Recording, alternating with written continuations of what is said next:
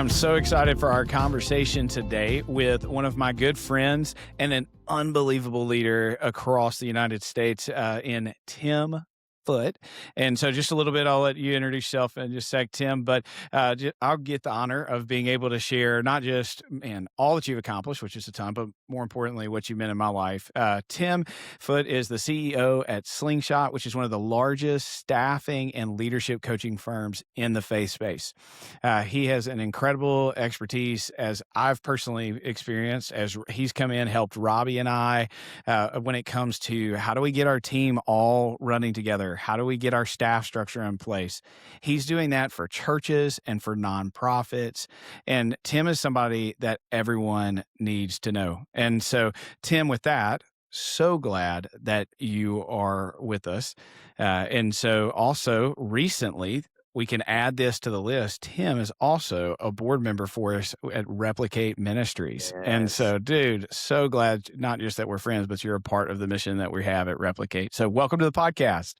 Thanks, Vic. So good to be on with you. And yeah, I think this is an extension of our friendship conversations. You are a leader I so respect and just love journeying with you and seeing the mission and impact of Replicate Ministries just continue. Yeah, it's so fun to be able to do that together with you. Here's the other thing that I would think you need to know about Tim. One, Tim is one of the smartest people I know, yet is also the humblest. And he's also, I would say, the defining trait I have for Tim Foote is that you're probably the most curious person I know. Tim is always asking amazing questions. And I talk about it as like, I never can get the ball on like the other side of the field with Tim. Like I'm going every to time try I and see, behave myself. I'm going to try and behave myself today. I know. Vic. I'm so excited for today because I get to ask you questions. I get to just talk, and you have to tell me about your life. But usually, anytime you're with Tim Foote, all he's asking is about you and your family. He knows all my kids' names. He knows my wife's name. And so grateful for our friendship, grateful for who you are, and really excited to be able to share that and what a gift you've been to me of wisdom to so many others on the podcast. So thanks for Vic. being here. Wow, it's great. Also, big day today. Mm-hmm. Today is the launch of Mr. Tim Foote's book, Reaching for Remarkable. And I've been able to kind of get a sneak peek at it, to have conversations and around it. You've trained me on it. Man, so excited for this book. Today is the launch day, and it's all about the 7 key signatures behind every remarkable team. Congratulations, bro. Big deal. Thanks, Vic. And you've written a book. Yeah. Books. It takes a lot of energy and effort to get to this day. But thanks for having me on the day of the actual release. I know it's going to be fun. And here's what I love about our conversation today. We're going to dive into it. And here's why I think it's going to be valuable for us to kind of connect to our audience. And as we think about how we lead disciple-making movements, one of the ways that we lead those movements is with organizational clarity. It's the words of our movements. It's the systems that we put into place. It's the things that we do that allow us to take our disciple-making culture, our passion, and give it to as many people as possible. And so today is really a deep dive into what does it look like to have great organizational culture and your team to all be running in the same direction. Yeah. And so I think it's going to be super helpful as you think about, man, how do we take our disciple-making movement to the next level? What does it look like if we feel stalled out and things aren't working quite right? Tim's going to share somewhere where you're probably stuck and how to get over it. Right. And so excited for the conversation. So let's start with it. You Reaching for Remarkable. Tell us a little bit about why you wrote the book. What's the problem that this book is positioned to solve? So with any book, Vic, you spend a certain amount of time writing it, which is the last year or so. But really, I've spent the last 30 years writing this book, being a part of teams, learning from teams, building teams, consulting with teams. And this book is basically what I have observed after working with thousands of teams about where they get stuck and trapped from achieving the mission. Because when you That's think right. about your mission and your organization, every problem or challenge is usually a people problem. It tracks Mm, back to a person, the need for a person, the need to help a person break through.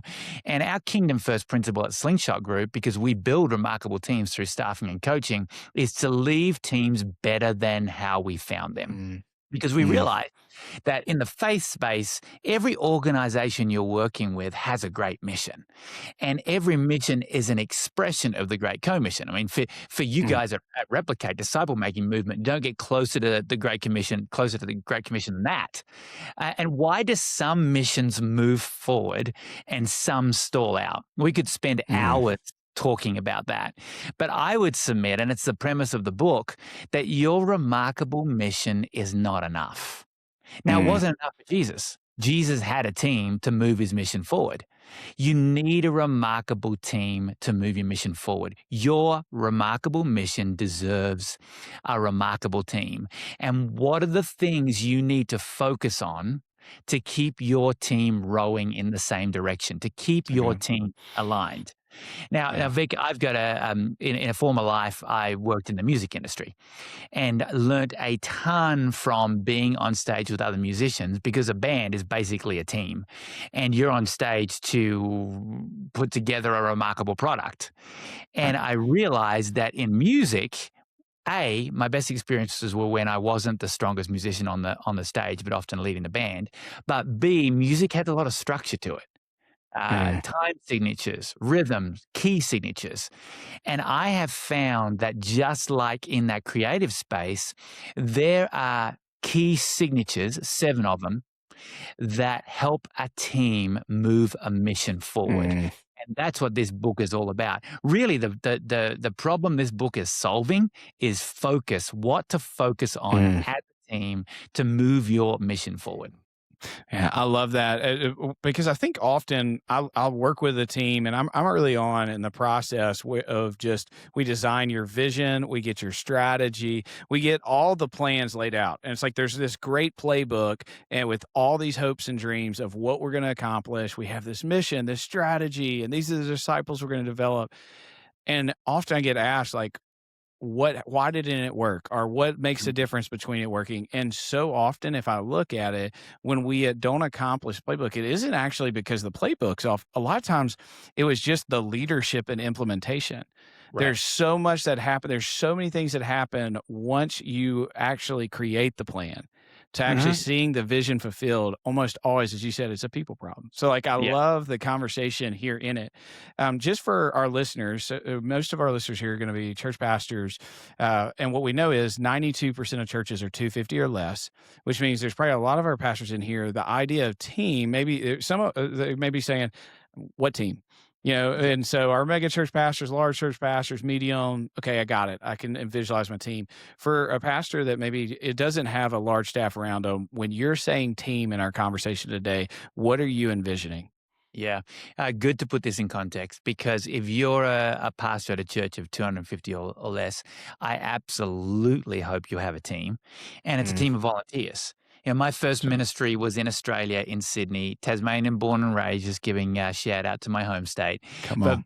first ministry was in Sydney and it was a church of several hundred.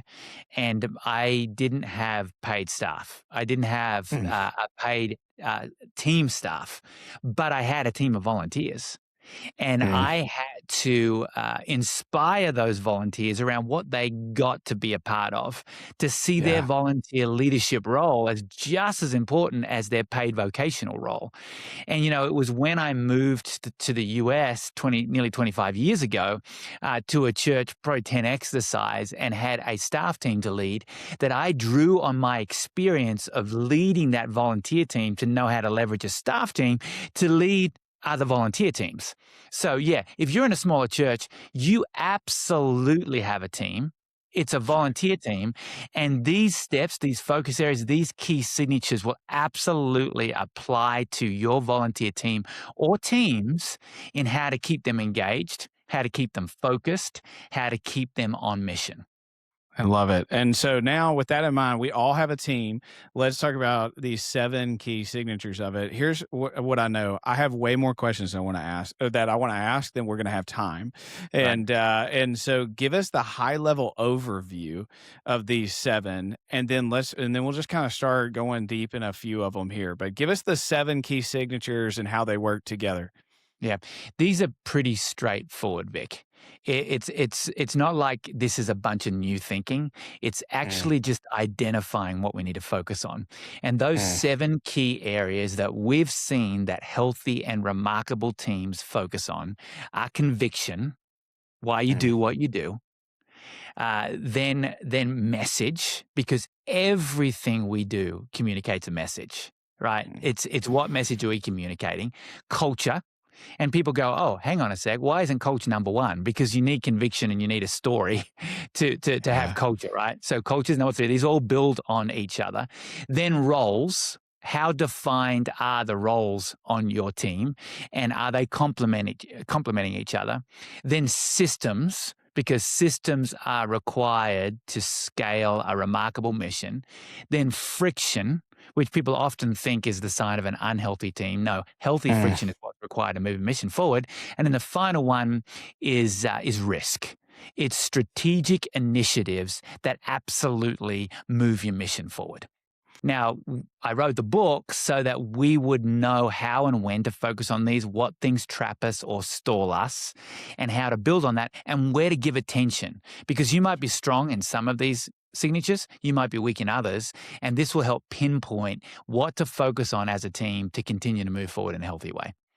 love that. Just practicing that right there now. Say those 7 one more time, and for our listeners, what I'd encourage is look at which of those feels strong. Where are you like, oh, that's where we're breaking down? Because this is where it was helpful in our training. I was like, oh, snap, there's my Oh, problem. yeah. So give us Yep. the 7 real quick. Yeah, you've been in a room with us, and when we talk about this in a room, we'll have you self-assess as we go along. But there is a team assessment, awareness assessment coming, so we'll talk about that later on. But those Okay. 7 are conviction, message, culture, roles, systems, friction, and risk. Love it. So, with that in mind, let's jump into a couple of them. I want to jump into 2 that I found personally as I run in and work with churches, some things that I run into. And so, one of those is around message. And Uh-huh. so, each of these 2, I think is really interesting is we don't just name it, you share how we get in our own way.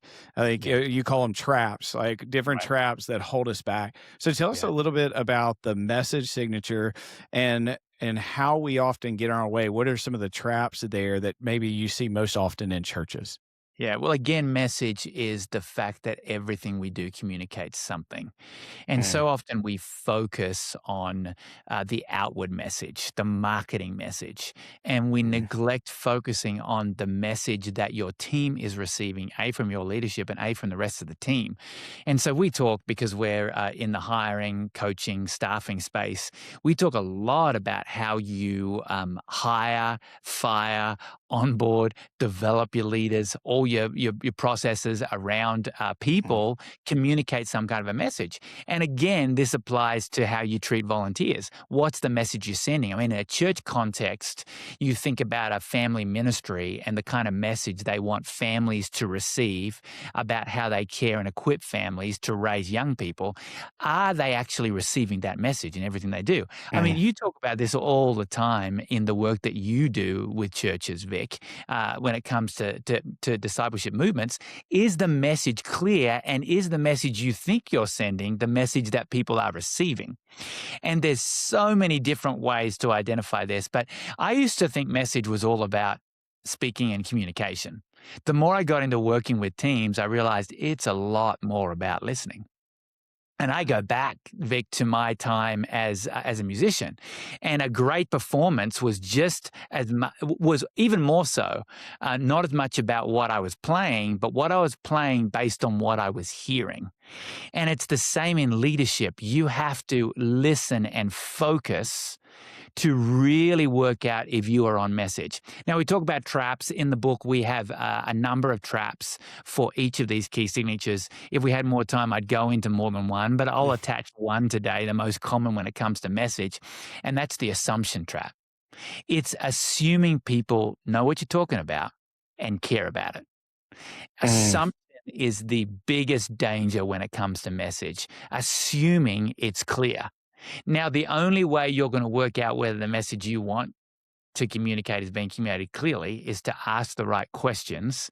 You talk about how I'm a serial question asker, which I am, is to ask the right questions, but then to actually listen to the answers and right. then readjust how you're doing and what you're doing. Because you Mm. don't want to keep going down the road of a certain initiative if it's actually communicating the wrong message. Mm. I love that. Say more of that idea. You said in the assumption trap, the idea that people know what you're saying and care what you're saying. And because see, I find that so often with disciple making, every church they'll put it as a mission statement: go and make disciples. Mm, But what often churches find is what you think when right. you say make disciples and what your people think that means are usually totally different. Yeah. Also, pastors are great at creating vision that other pastors love, but Mm, their people in their congregation don't care for. yeah. Meaning they it's and so I think just say more of what does it look like to maybe reveal that blind spot of like, man, the way that I'm saying this isn't resonating or it Right. isn't being heard the same way I intend for it. Yeah. So often we don't survey people deeper down in the organization enough. Mm, In a smaller organization, it's really talking to the volunteers and getting their sense or understanding of what the organization is about. If it's a particular initiative, what's your understanding of this? Or when you communicate it, it's surveying your group or simply asking, hey, what did you hear me say? And how mm, clear are you on this? It's inviting other people to communicate the message for you. That's a quick way of finding out where the message is clear. You know, you think about the Great Commission in Matthew and Jesus giving that to his disciples. Well, then we go on to read in Acts that Jesus kept showing up. I mean, Acts 1:8, he talked about the power of the Holy Spirit to be what? Witnesses to tell people about him everywhere. He didn't just say it one time.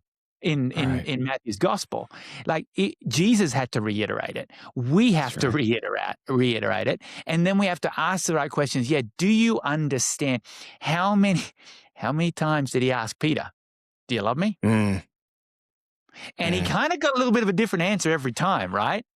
And then he clarified the answer. So it's continual communication. It's asking the question continually and listening to the answer. Yeah, I love that. Just that idea of a feedback loop of just, hey, what are you hearing me say? I think that was the question you said. Like, what are you hearing me say? I think that being applied not just at the team level, but even down to the congregation level, it's one thing to have a message that makes sense to you, but the question is, how is this not just your message, leader, but how is it our message as a Yeah. church? How I do mean, we Vic, all see the same thing? why did this become the number 2 key signature? Because I sat in a lot of rooms individually with leaders at great organizations where I asked questions based on what I'd heard from the leader of the team, and their understanding and answer of it was different. And Mm, that's when we had to dig in and go, okay, there needs to be some realignment here. There needs to be a greater understanding of what we're doing and why we're doing it, but also why we care about it.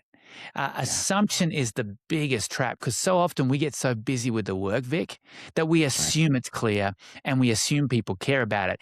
And I mean, basically, message is communication, right? And That's right. communication is never one person's job, it's Mm, everybody's job. it's We good. all have a part to play.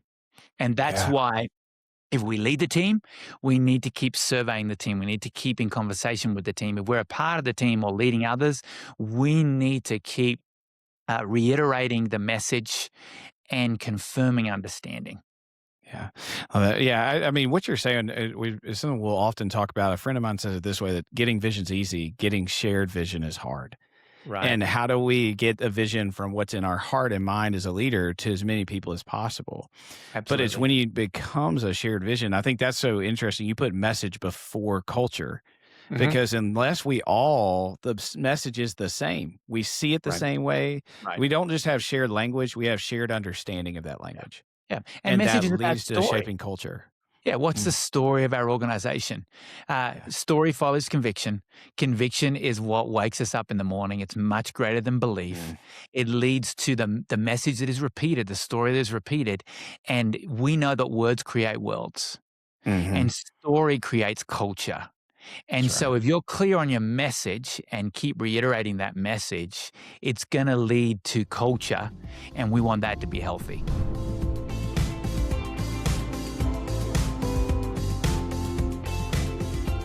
Hey, church leader, I want to take just a moment and tell you about an exciting opportunity for you. Most churches have a passion for multiplication, they just don't know how to do it. Pastors have this disciple making burden, but their vision and strategy for it just aren't working.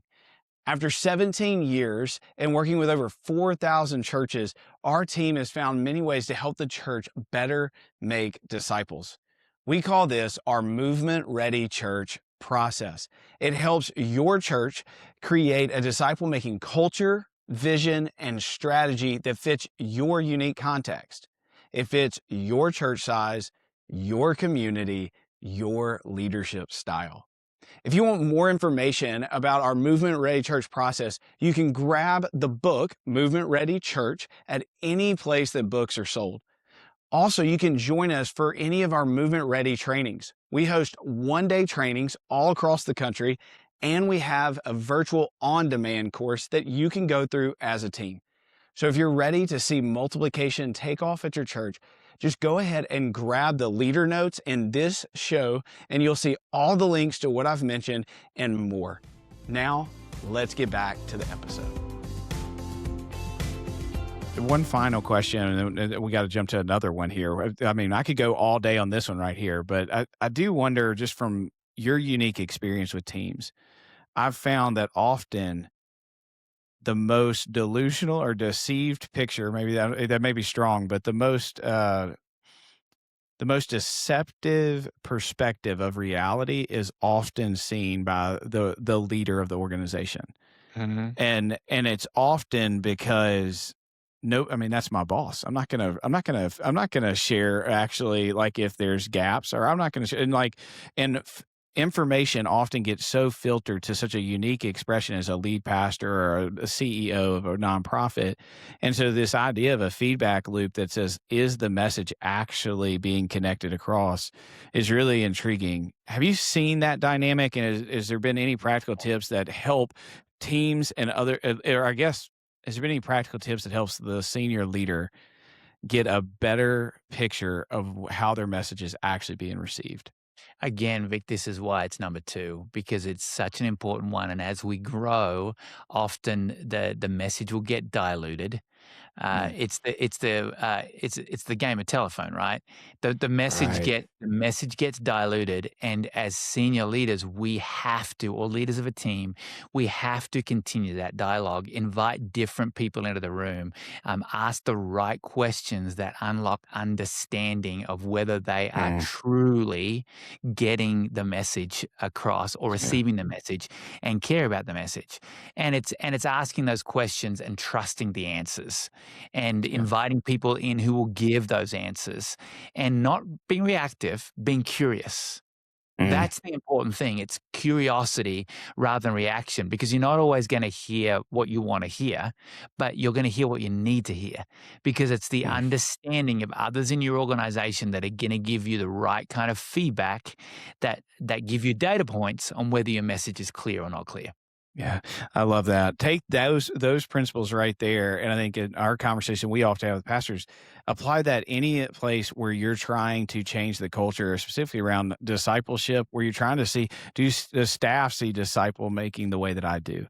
Mhm. Asking those questions, getting those feedback loops. What we often find is that we all have a different vision in our mind of what's being said. Yeah. And Yep. where there's multiple visions, it always leads to division. And so Right. those principles of getting a unified message, man, love that. And I find that to be something that I'm continuing to have to come back to in leading my team, as somebody who prioritizes all, like, does this for a living, of communication, vision, and team. And I still am like, oh, I got to come back to that. Right. All right. Let's go another one here that I thought was really intriguing, the systems. Let's jump to the system side of it. So in it, you talk about this idea of a complacency trap. Yeah. And I find that to be so intriguing, especially for churches that are always falling into the urgency of the week and Sunday's always coming and building all these systems. So I'd love to speak more to the systems signature and how you often see maybe church leaders get in their own way when it comes to that signature. Yeah.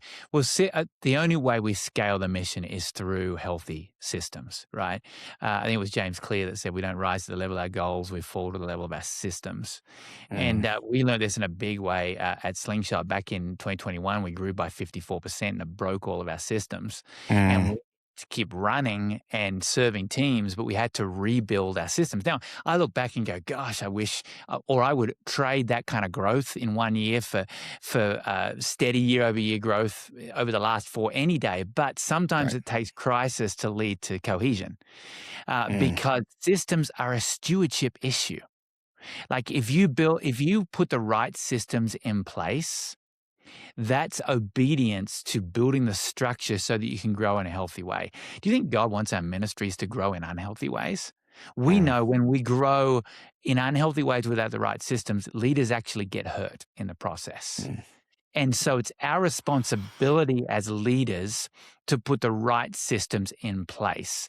Now, mm, which you mentioned the complacency trap, which is absolutely the most common we see when it comes to having the right systems in place. Now, complacency is often associated with laziness, but mm, that's not at all how this trap manifests itself when it comes to systems in these 7 key signatures. Complacency actually is associated with busyness. Because mm. often Interesting. we'll get to the work of building systems when things slow down. Are Yeah. things big ever going to slow down? Yeah. And so what we do is we cling on to outdated systems that have always worked, and we rely on rock star leaders who Mm, can operate within those systems, and eventually they get burnt out. As I said, the wrong systems actually hurts leaders. That's why this is such an important stewardship issue.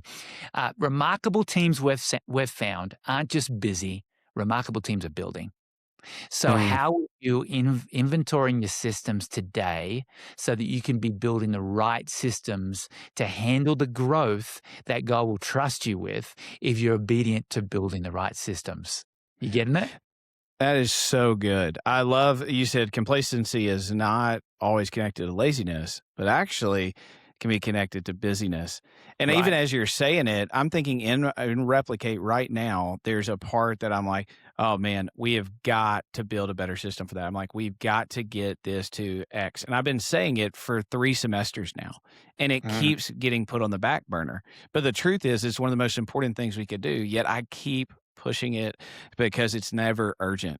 And I right. think too with business leaders or not business leaders, sorry, church leaders, Sunday's always coming. Wednesday's always coming. And it feels so hard sometimes to make that space to actually work on the systems. And so Right. for ministry leaders where Sunday's always coming, there's a sermon to preach or there's an event to run or there's a program there. How do you create the space to not just be busy, but to be building?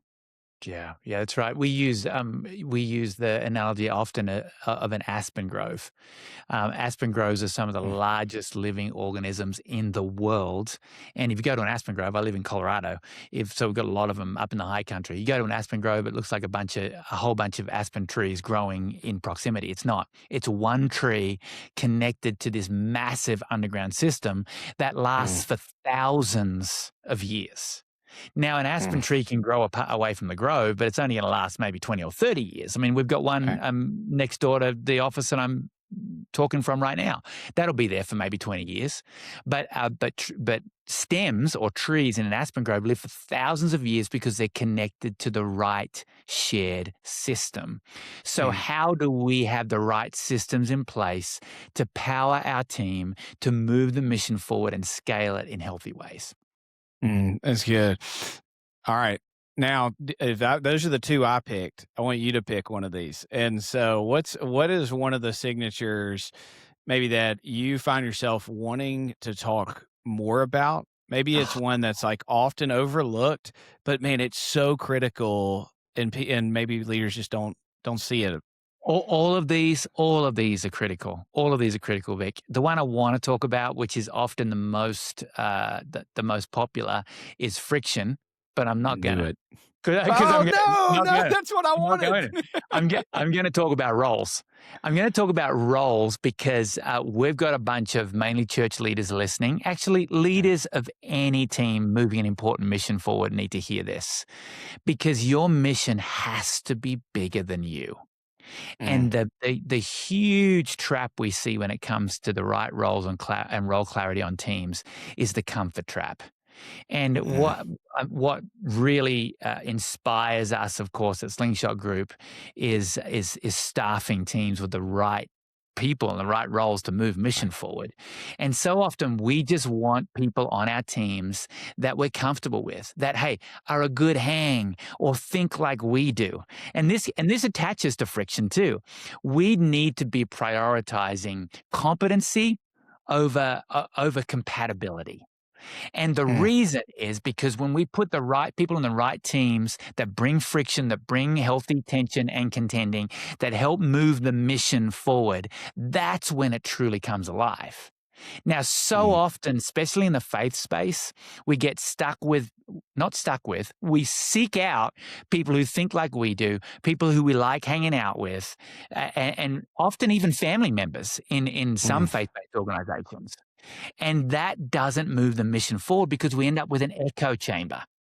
So it's so important that we hire the right people into the right roles and then we get clarity around those roles. A powerful tool we talked about in the book is one line job descriptions.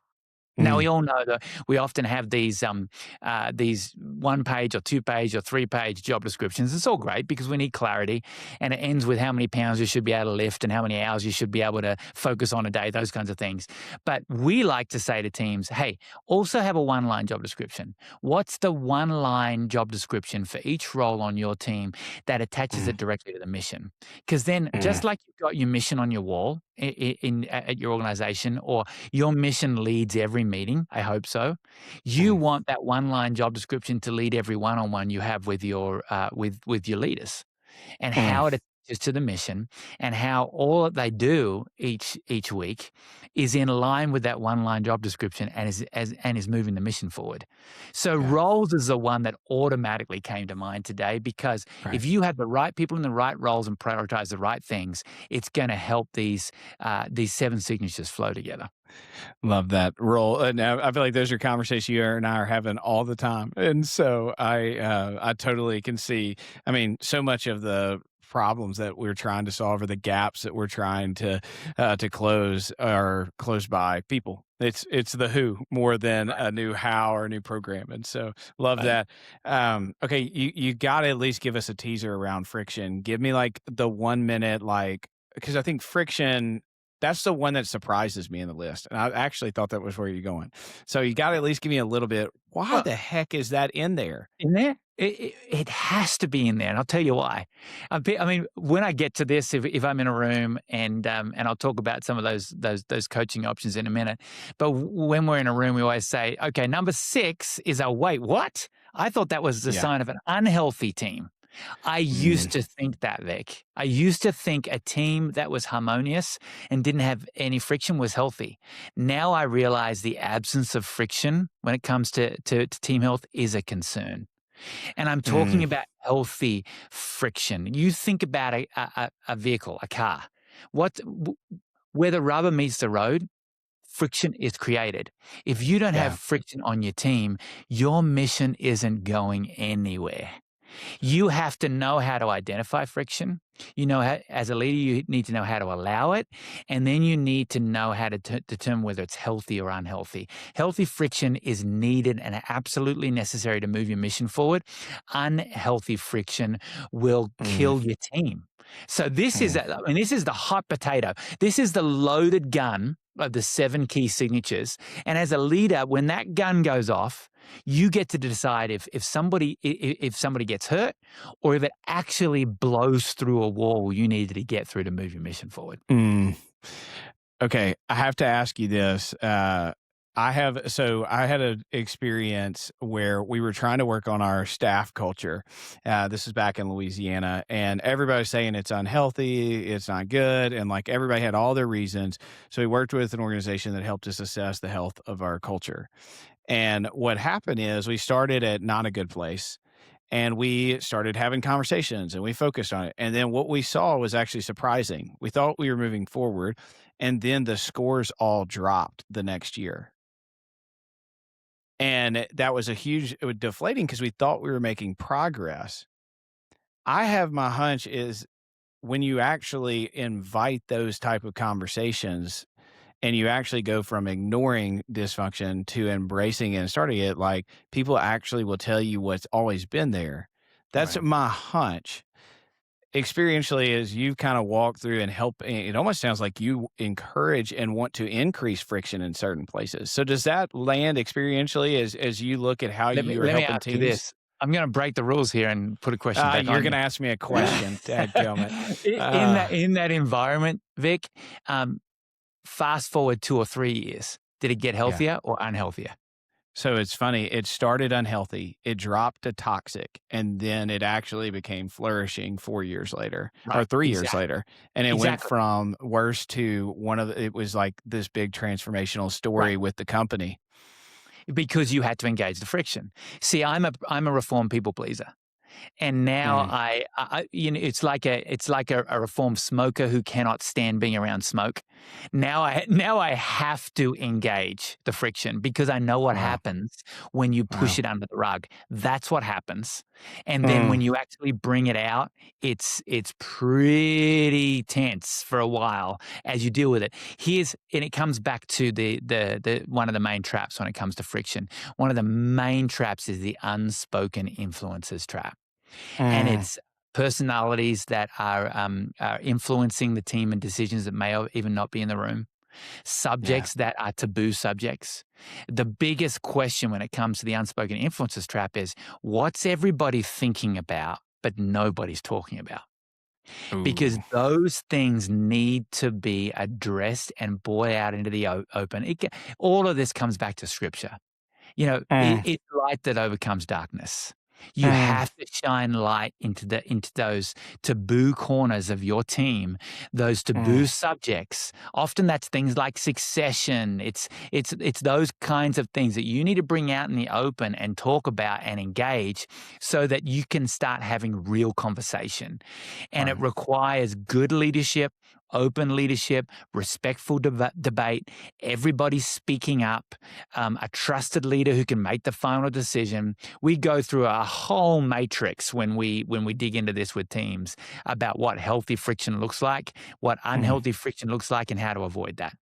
Wow, that's so good. I think just the encouragement there for listeners is sometimes things get worse before they get better, and we Right. think we're moving in the wrong direction. I mean, and I think this is a great example is like when for us where we went from unhealthy to toxic, we didn't step back. We just actually started to see reality for what it was. Right. Right. And I just think there's so often for our leaders is and anytime we're trying to lead a movement, sometimes things get worse before they get better because we're actually trying to do something of significance and we're trying to change culture. Yeah. Yep. All And right. Vic, just to say real quick, I Yeah. mean, we've probably got a lot of church leaders that teach on a weekend that will know when you're preaching a certain message, God often does surgery on your own heart when it comes to that That's theme or right. that message.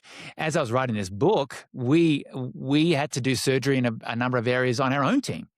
Because Yeah. it's like I don't want to release a book when we haven't done this work ourselves, and felt that you got to sometimes you got to take a step backwards to then take two steps forward. That's It's right. so important to engage these things on this pathway. Your mission is too important not to. That's right.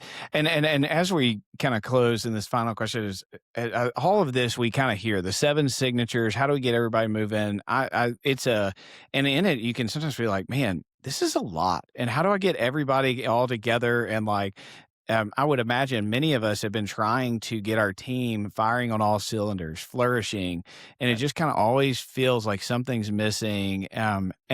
There's something you told me when you were helping us with that at Long Hollow, and you were coaching me. you said there's 2 type of solutions that and you have to pick what you're looking for. Right. And I think it applies well here. Can you share a little bit of those 2 types of solutions and how it applies for churches that are trying to lead remarkable teams? Yeah, where we often enter into the life cycle of an organization when they're in crisis. We do staffing, we do leadership coaching. We talked about most problems are people problems, and we love stepping in. That we were built for that. We love doing that, and so often we'll go, "Gosh, I wish we could have been involved in this earlier, and we could have prevented the conflict or the unhealthy friction that's happening right now that we need to turn around." But often we'll have to ask the big question. I think this is what you're referring to, Vic, when we've been in rooms together. When I'll say, all right, then, I got a question for you before we dive into this. Are you looking for a painkiller or are you looking for a vitamin? Because it's vitamins we need to move the mission forward. It's painkillers we need to smooth things over right now, but it's going to pop up again down the road. Wow. And I'm always leading to vitamins are always the answer. Sometimes you need a painkiller to get to the vitamin stage. And Mm, and a lot of times you got to go, oh, we got to stop the bleeding first and then work out how to move forward in a healthy that's way. right. But these 7 key signatures, and you talk about this at Replicate too, these are the vitamins that are going to Right. move your mission forward long term.